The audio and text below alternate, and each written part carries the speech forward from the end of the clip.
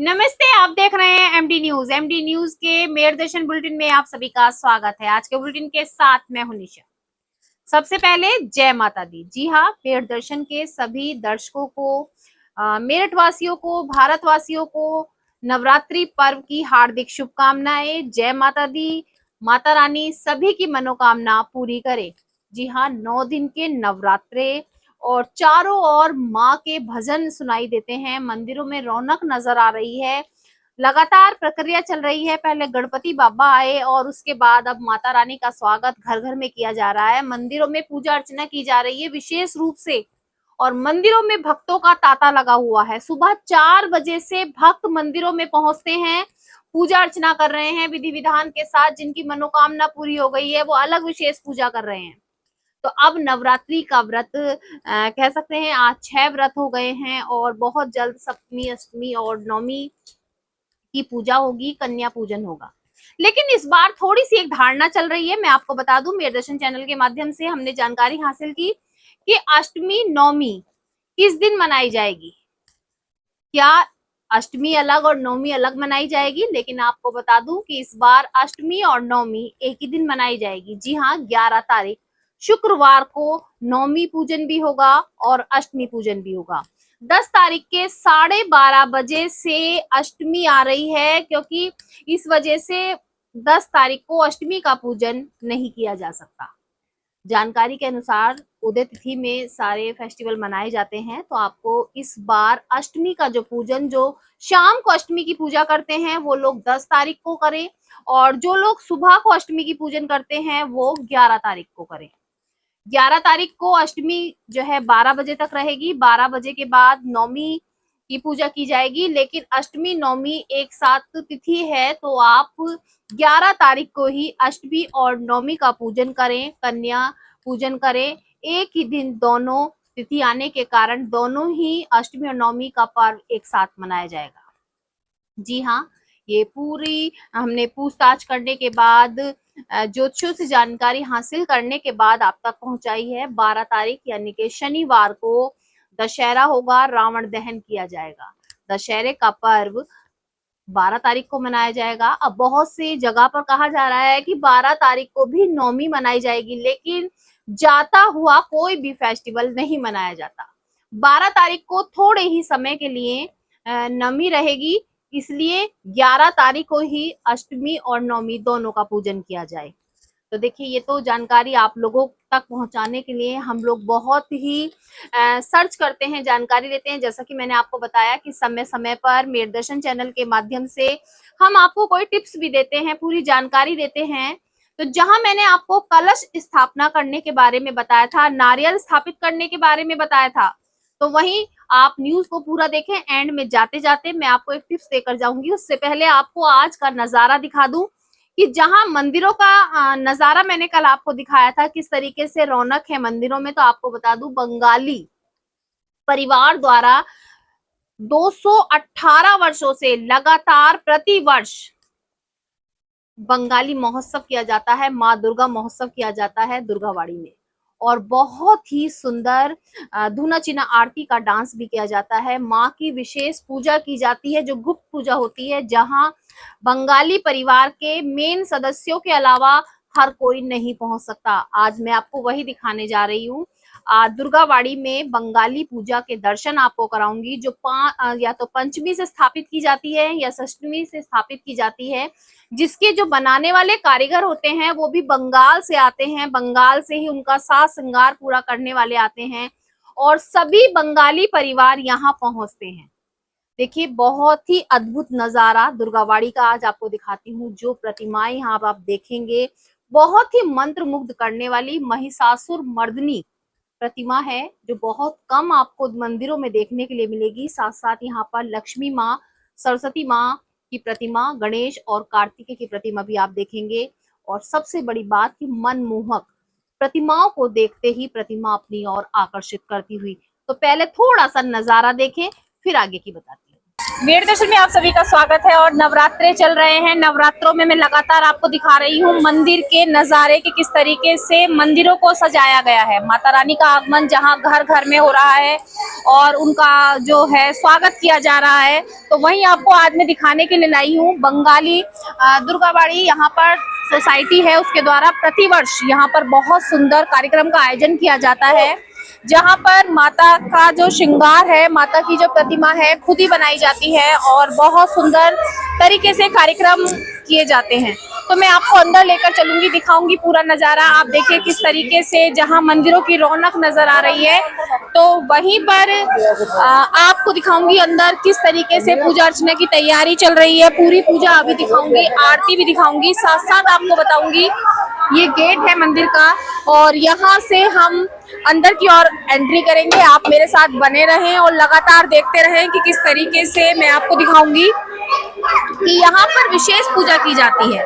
आप जानते हैं नवरात्रि की पूजा तो वैसे हर जगह हर मंदिर में की जाती है, लेकिन यहाँ पर जो विशेष पूजा अर्चना होती है, सबसे बड़ी बात है माता की प्रतिमा भी खुद ही बनाई जाती है और खुद ही उनका श्रृंगार किया जाता है। पूरा मंदिर का नजारा पहले एक बार आप देख लीजिए, बहुत सुंदर तरीके से डेकोरेशन की गई है, बहुत सुंदर तरीके से यहाँ पर सजाया गया है।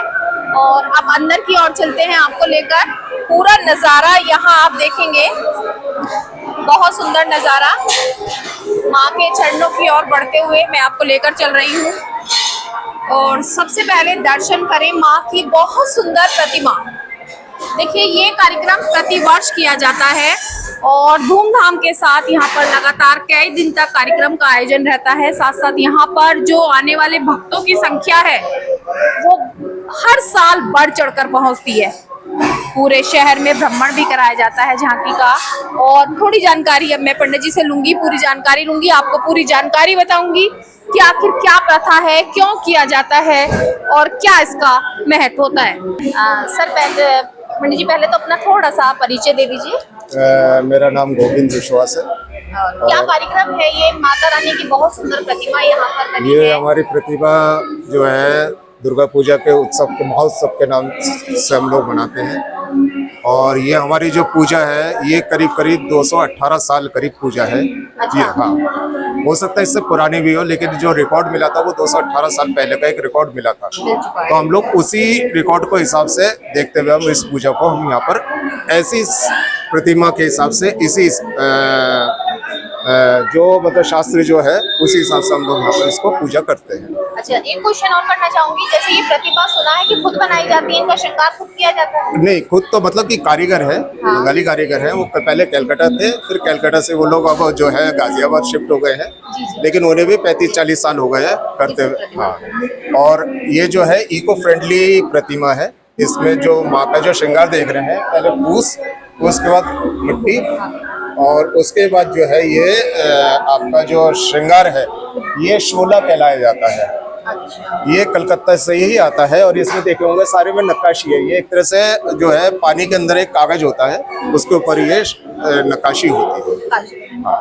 अच्छा, क्या प्रथा है, क्यों करा जाता है, ये कितने दिन का होता है? ये हमारा जो है देवी का तो वैसे तो 9 दिन का होता है, लेकिन ये प्रथा है कि ये इस टाइम देवी अपने मायके आती हैं। अच्छा। ठीक है, तो हम उसको उत्सव के रूप में मनाते हैं और कभी ये पंचमी से हमारा होता है, कभी हमारा छठी से होता है। अच्छा। तो इस बार जो हमारा पंचमी से हुआ है, माँ का बोधन हुआ है कल, और आज जो है आमंत्रण अधिवास है, माँ का वहाँ पर आह्वान करके उनको वो करेंगे। कल से हमारी जो है मेन पूजा होगी, महासप्तमी पूजा, उसमें प्राण प्रतिष्ठा, चक्षुदान वगैरह सब कुछ होगा। उसके बाद फिर महाअष्टमी, महानवमी, बीच में संधि पूजा है। तो संधि पूजा हमारे विशेष रूप से वो कराया जाता है कि जो संधि पूजा है वो अष्टमी और नवमी का दोनों का मिलन है। अच्छा। ठीक है, और इसमें जो माँ दुर्गा को निर्मय रूप में जो हम पूजा करते हैं, उस टाइम वो 48 मिनट की पूजा होती है, हम उसे चामुंडाई रूप में पूजा करते हैं। जी धन्यवाद। देखिए पूरी जानकारी मैंने आपको दिलवाई और बहुत सुंदर जानकारी आप तक पहुंचाने का हमारा प्रयास है कि आप घर बैठे ही सारी चीजों के मेड़ दर्शन चैनल के माध्यम से दर्शन कर सके। प्रतिमा को देखिए आप, यहाँ पर महिषासुर मर्दिनी प्रतिमा का बहुत सुंदर रूप बनाया गया है। और साथ में ये कौन कौन सी देवी हैं? इसमें बाएं तरफ से गणेश जी हैं, फिर उसके बाद लक्ष्मी जी हैं, माँ दुर्गा दशभुजा में है, फिर माँ सरस्वती है, फिर कार्तिकेय है और महिषासुर का व्रत करते हुए वो है। देखिए पूरी प्रतिमाओं के दर्शन आप करें, माँ लक्ष्मी, माँ सरस्वती और कार्तिकेय की प्रतिमा आपको बहुत कम देखने के लिए मिलती है, भोले शंकर के साथ मिलती है, लेकिन यहाँ पर कार्तिकेय की प्रतिमा आपको दिखाई दे रही है। देखिए भक्त लगातार यहाँ पूजा अर्चना के लिए पहुँच रहे हैं। बहुत सुंदर नज़ारा यहाँ पर आप देख सकते हैं मंदिर का, और भक्त पहुँच रहे हैं, भक्त पूजा अर्चना कर रहे हैं। देखिए माँ का श्रृंगार भी किया जा रहा है, पूजा अर्चना की जा रही है, और ये आज दूसरे दिन की पूजा है, कल विशेष पूजा होगी। सर आप भी अपना थोड़ा सा परिचय दीजिए। हाँ नमस्कार, मेरा नाम है अभय मुखर्जी और मैं बंगाली दुर्गावड़ी समिति मेरठ का इस समय प्रधान सचिव हूँ। तो जैसे ये कार्यक्रम है, कितना समय लगता है इसकी तैयारी के लिए, किस तरीके से तैयारी की जाती है? मैडम देखिए, इसकी तैयारी तो लगभग आप मान लीजिए 1 से 1.5 महीने पहले से ही शुरू हो जाती है, और बंगाल से विशेष कारीगर आके माँ की मूर्ति को गढ़ते हैं, और उसमें भी लगभग आप ये मानिए कि 25 से 30 दिनों का समय लगता है। और जितने भी इसमें रंगों का इस्तेमाल हुआ है, मट्टी का इस्तेमाल हुआ है, जो भी इसमें सामग्री का इस्तेमाल होता है वो सब जैविक होते हैं, ऑर्गेनिक होते हैं, क्योंकि जब माँ की मूर्ति को दशहरे वाले दिन विसर्जित किया जाता है तो हमारे पानी में किसी भी तरीके का कंटेमिनेशन ना हो, इस चीज़ का हम विशेष ध्यान रखते हैं। और इस वर्ष हम लोग 218वें साल की पूजा मनाने जा रहे हैं, और जिसका आगाज आज से ही हो चुका है। माँ की प्राण प्रतिष्ठा कल हो चुकी है, साज सज्जा भी हो चुका है, आप देख पा रहे होंगे माँ की प्रतिमा में सारी ज्वेलरी वगैरह पहना दी गई है माँ को। और बंगाल से हमारे विशेष पुरोहित आ चुके हैं, जो कि खुद अपने में डॉक्टरेट हैं, वे उनके अंडर में कई लोग पीएचडी कर रहे हैं, और मंत्र उच्चारण के साथ उन्होंने माँ को आवाहन किया है और उनकी प्राण प्रतिष्ठा को संपन्न किया। आज आरती होगी, थोड़ी देर में आरती का आयोजन आरंभ होगा, ढोल नगाड़ों के साथ माँ को श्रृंगार भी कराया जाएगा और माँ का आवाहन भी किया जाएगा। और यहाँ पे जो बंगाली लेडीज़ हैं वो नृत्य परिवेशन करेंगी, जिसको हम धुनुची नाच बोलते हैं। जी। एक आप कब से इसमें सम्मिलित हैं पूजा में, बचपन से ही या अभी कुछ? देखिए हमारे तो जो है 4 फादर्स यहाँ पे आ गए थे, मेरी 5वीं पीढ़ी है मेरठ में। हम लोग बंगाल से शोधपुर से आए थे, उस समय शोधपुर नॉर्थ 24 परगनास डिस्ट्रिक्ट में आता था, इस समय वो कलकत्ता डिस्ट्रिक्ट में आ गया है। तो हमारे 5 जनरेशन्स हो गई है, और अब आलम ये है कि जैसे हमारा जन्म यहाँ पे हुआ, हमारी पढ़ाई, शिक्षा दीक्षा सब यहीं पे है, और अब मैं जॉब भी यहीं पे कर रहा हूँ, तो हमारा वैसा ही एक अटैचमेंट बंगाली दुर्गावड़ी समिति से बना है। और माँ के आशीर्वाद से मैं इस समय 4th ईयर मेरा जनरल सेक्रेटरी के पद पर हो गया है।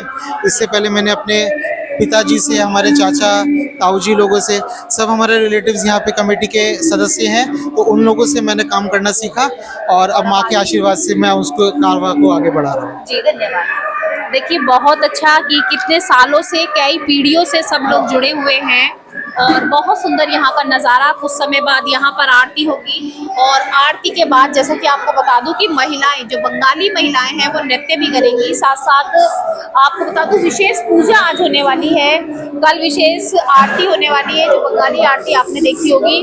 और बहुत कम ऐसा नज़ारा कि बंगाल, आपको ऐसा महसूस होगा कि बंगाल यहाँ पर आ गया है और आप बंगाल पहुँच चुके हैं।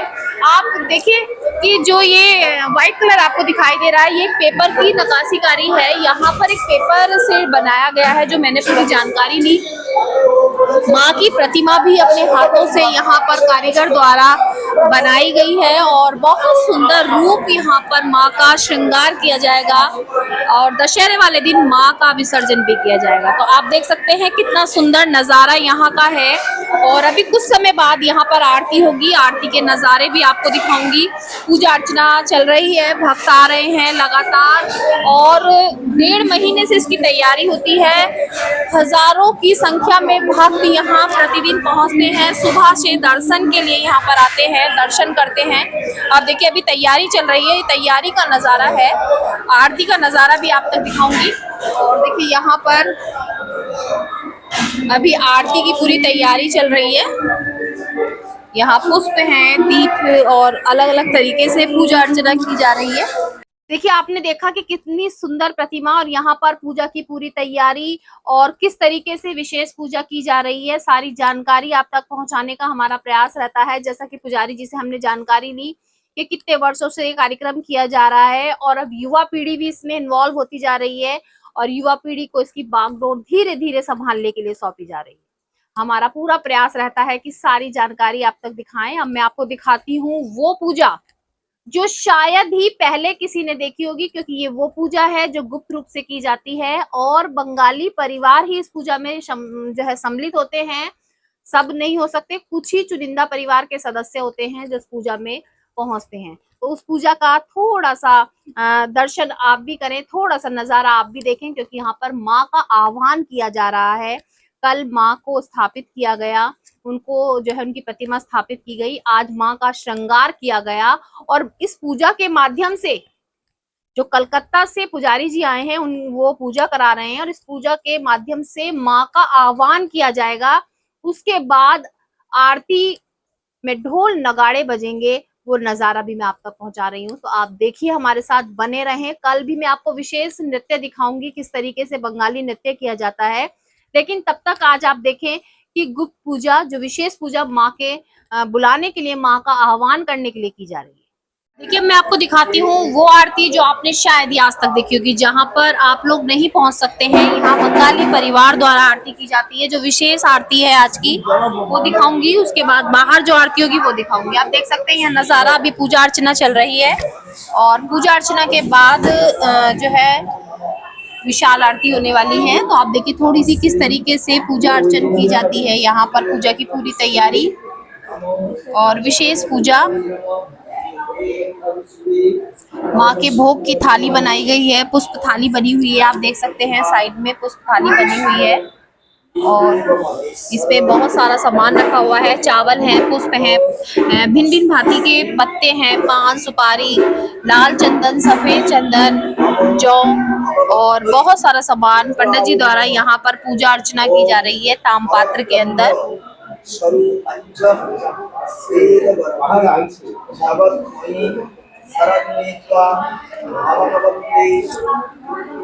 आप देख सकते हैं विशेष आरती और बहुत ही दुर्लभ कह सकते हैं कि ये दर्शन है जो आपको शायद ही नहीं मिल पाएंगे किसी भी मंदिर में।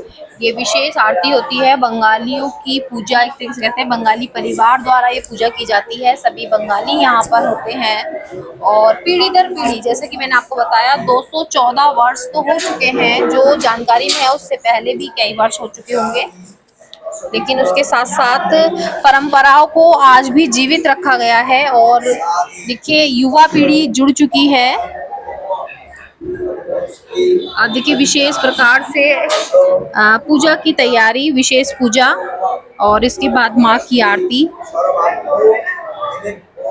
इन प्रकार से यहाँ बंगाली महिलाएं पहुंची हुई हैं। पूरा बहुत सारी वेटिंग में वहाँ आरती के लिए खड़े हुए हैं, लेकिन यहाँ पर विशेष पूजा अर्चना की जा रही है और सभी यहाँ पर पहुंचे हुए हैं बंगाली परिवार। कलकत्ता से आए पुजारी जी द्वारा मंत्रों का उच्चारण।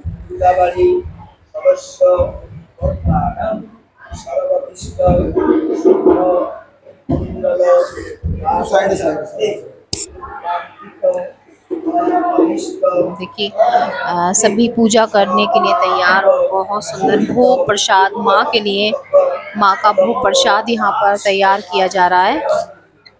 आप देख सकते हैं कितने सुंदर पन है ये मंदिर में पूजा अर्चना के।